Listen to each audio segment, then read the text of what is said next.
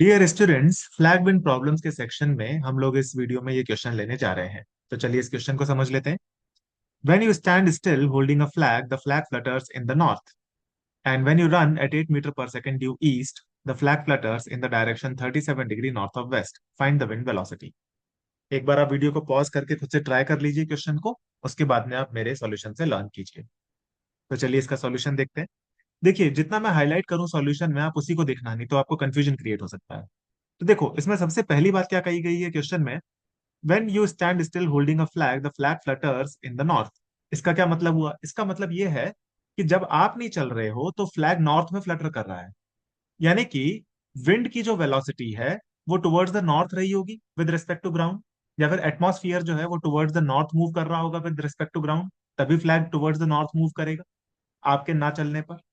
तो यानी कि विंड की वेलोसिटी टुवर्ड्स द नॉर्थ है। तो ये बात तो हमको डायरेक्टली पहले स्टेटमेंट से पता लग गई, इसलिए हमने विंड की वेलोसिटी को टुवर्ड्स द नॉर्थ इंडिकेट किया हुआ है। फिर दूसरे दूसरे स्टेटमेंट में कहा जा रहा है, when you run at 8 metre पर second due east, the flag flutters in direction 37 degree north of west. ठीक है, अब इसको समझते हैं। देखो, जब आप 8 मीटर पर सेकंड से राइट में चलोगे तो आपके रिलेटिव एटमॉस्फियर लेफ्ट में चलना चालू कर देगा 8 मीटर पर सेकंड से। ये बात हमको ऑलरेडी पता है, क्योंकि अभी आप ऑब्जर्वर हो। तो हमें आपके रिलेटिव अगर एटमॉस्फेयर की वेलोसिटी चाहिए तो हमें आपको रोकना पड़ेगा। आपको अपन रोकेंगे तो यानी कि आपकी वेलोसिटी को उल्टा करके हम पूरे यूनिवर्स में ऐड कर देंगे। तो एटमॉस्फेयर लेफ्ट में चलता हुआ नजर आएगा 8 मीटर पर सेकंड से, इसीलिए हमने लेफ्ट में एटमॉस्फेयर को एक और वेलोसिटी दे दी है वीएम। ये जो हम वेलोसिटी डायग्राम बना रहे हैं, किसका बना रहे हैं? ये एटमॉस्फेयर का वेलोसिटी डायग्राम बना रहे हैं हम।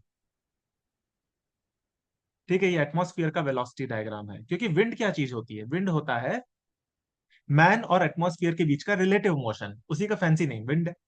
तो यहाँ पे हम एटमॉस्फेयर का वेलोसिटी डायग्राम बना रहे हैं विद रिस्पेक्ट टू मैन, ताकि हमको ये पता लगे कि विंड की नेट वेलोसिटी क्या होगी विद रिस्पेक्ट टू मैन।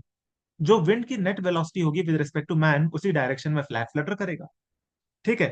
तो एक तो विंड के पास में खुद की ग्राउंड के रिस्पेक्ट में वेलोसिटी थी जो वीडब्ल्यू थी, जिसको हमने इंडिकेट किया हुआ है। मैन के चलने के कारण टुवर्ड्स द लेफ्ट, यानी कि towards the west, VM velocity और आ जाएगी। इसके रिजल्टेंट में ये जो वेलोसिटी आएगी ये होगी velocity of wind with respect to man, और उसी डायरेक्शन में फ्लैग फ्लटर करेगा।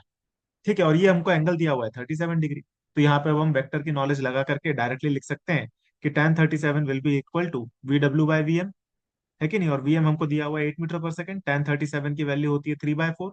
उसको आप पुटअप करते हो तो वी डब्ल्यू की वैल्यू आपके पास में आ जाती है 6 मीटर पर सेकंड। और हमको ये तो ऑलरेडी पता ही था कि टुवर्ड्स द नॉर्थ है, तो ये आ गई टुवर्ड्स द नॉर्थ। ठीक है। So this is the solution to this problem. ठीक है ना स्टूडेंट्स? तो इसी तरीके के फ्लैग विंड प्रॉब्लम्स के ऊपर अभी हम और प्रॉब्लम्स कंसिडर करेंगे आने वाले वीडियोस में। और अगर आप रिलेटिव मोशन के ऊपर और फर्दर रिसर्च करना चाहते हैं, इस पे और डेप्थ में पढ़ाई करना चाहते हैं, तो रिलेटिव मोशन से जुड़े हुए सारे वीडियोस को मैंने एक प्लेलिस्ट की फॉर्म में अरेंज किया है। प्लेलिस्ट का लिंक आपको इस वीडियो के डिस्क्रिप्शन में मिल जाएगा। ठीक है स्टूडेंट्स, तो मिलेंगे नेक्स्ट वीडियो में। Thank you, bye.